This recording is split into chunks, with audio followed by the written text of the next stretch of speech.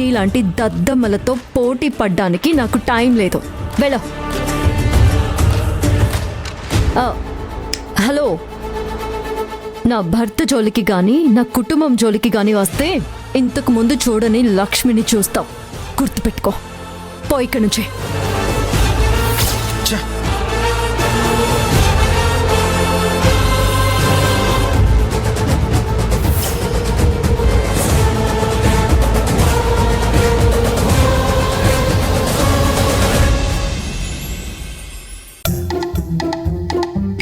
ఏంటమ్మా పొద్దునే ఇంటికి రమ్మన్నావు? నేను చాలా లక్కీ. అమ్మ నాన్న దూరమైనా ఇంకో అమ్మ నాన్న ఈ ఇంట్లో దొరికారు.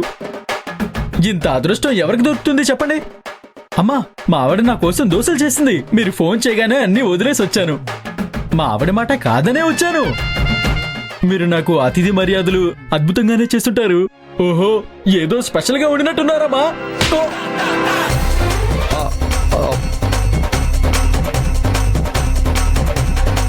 ఎందుకమ్మా వాణ్ణి కొట్టావు?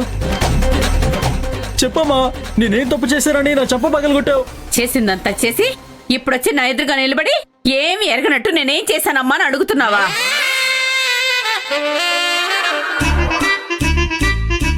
తల్లిదండ్రుల్ని మోసం చేయడానికి సిగ్గులేదా నీకు? వాళ్ళని మోసం చేసిన నీ బతుకొక బతుకేనా? నీ పెళ్ళం నీకొచ్చేదాకా నేను ప్రేమ అభిమానాలతో పెంచి పోషించిందెవర్రా? నీ కన్న తల్లిదండ్రులు కాదా?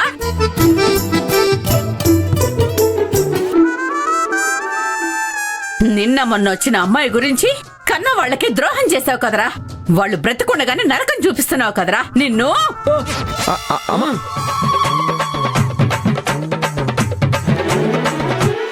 మీ అమ్మా నాన్నల్ని నీళ్లు లేని బావిలోకి తోసేసి నువ్వు నీ పెళ్ళంతో కులుకుతున్నావు కదరా. నువ్వు అసలు మనిషివేనా? భార్యాభర్తలు జీవిత భాగస్వాములు అంటారు, నేను ఒప్పుకుంటాను. కానీ ఆ జీవితాన్ని ఇచ్చిందే నీ తల్లిదండ్రులు కదరా. నీ పెళ్ళాము తల్లిని బిడ్డని వేరు చేస్తున్నప్పుడు నువ్వు గ్రహించలేకపోయావా? మంచిదానిలా నటించి మోసం చేసినా కనీసం తల్లిదండ్రుల గురించి ఆలోచించలేకపోయావా? అసలు అసలు అలాంటి దాన్ని ఎలా ప్రేమించి పెళ్లి చేసుకున్నావురా? నీకసలు బుద్ధుందా? అమ్మా అమ్మా అమ్మా, ఎందుకమ్మా ఏదేదో మాట్లాడుతున్నావు? ఏమి సంబంధం లేకుండా. చూడు, వాళ్ళ పరిస్థితులు వాళ్ళకుంటాయి. అవన్నీ మనకెలా తెలుస్తాయి? అందులోనూ అది వినోద్ గారికి సంబంధించిన విషయం. ఆపో, నువ్వు ఇంకేం మాట్లాడుకో. నాకంతా అర్థం అవుతుందిరా. ఎందుకంటే నేను ఒక కొడుక్కి తల్లిని, ఒక కోడలికి అత్తని. ఆ తల్లిదండ్రుల బాధ ఏంటో నాకు మాత్రమే అర్థం అవుతుందిరా. కన్న వాళ్ల బాధలు మీకు ఎలా అర్థం అవుతాయి? రే వినోద్, పద పద, ఎప్పుడు మీ ఇంటికి వెళదాం. అందలం ఎక్కిన నీ పెళ్ళానికి నేను బుద్ధి చెప్తాను. ఇంకొకసారి నువ్వు గాని నీ పెళ్ళాం గాని కన్నవాళ్లకు అబద్ధం చెప్పడం గాని మోసం చేయడం గాని చేయకుండా చేస్తాను. మీరు చేసిన పాపాన్ని మీ చేత కడిగిస్తాను. పద పదరా.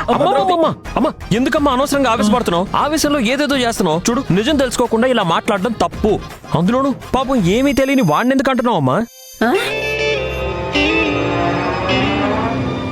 అయినా పైగా ఈ విషయాలన్నీ పాపం వినోద్ గారికి ఎలా తెలుసు? నేను ఇందాక చెప్పిన వినోద్ మన వినోద్ కాదమ్మా. నేను ఇంటర్మీడియట్ చదివేటప్పుడు మన ఊర్లో సందు చివరు ఉండేవాడే పి వినోద్. వాడి గురించి చెప్పాను. అంటే ఆ వీధి చివర్లో తెల్లగా పొడుగ్గా ఉండేవాడు వాడేనా? వాడు. ఏంట్రా నువ్వు ఈ మాట నాకు ముందే చెప్పాలి కదా. ఒరే వినోదు, నువ్వు నా కొడుకు లాంటి వాడివని ఏదో 4 మాటలు అనేశాన్రా.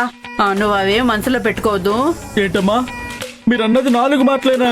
అవునరా. అయినా తల్లిగా నేను తిట్టకపోతే ఇంకెవర్రా నిన్ను తిడతారు? పిచ్చి వెధవా. అయినా నేను ఇంతగా తిడుతుంటే నేను కాదమ్మా అని ఒక్క మాట కూడా చెప్పకుండా నిలబడిపోయావే. ఈ తల్లంటే నీకెంత ప్రేమరా. అయినా నేను ముందే అనుకున్నానురా నువ్వు ఇలాంటి పని చేయవని. కాకపోతే నా కొడుకు హరి మీద నాకెంత నమ్మకం ఉందో నీ మీద కూడా నాకు అంతే నమ్మకం ఉందిరా. అందుకే నువ్వెక్కడ ఆ నమ్మకాన్ని నిలబెట్టుకోలేకపోతావేమోనని ఆవేశంలో అలా చేశానురా. ఏమనుకోకే. ఆ? పలావ్ చేశాను, రా తిందుగాని రా. కూర్చో కూర్చో కూర్చో. త్రిపుర అదేవో.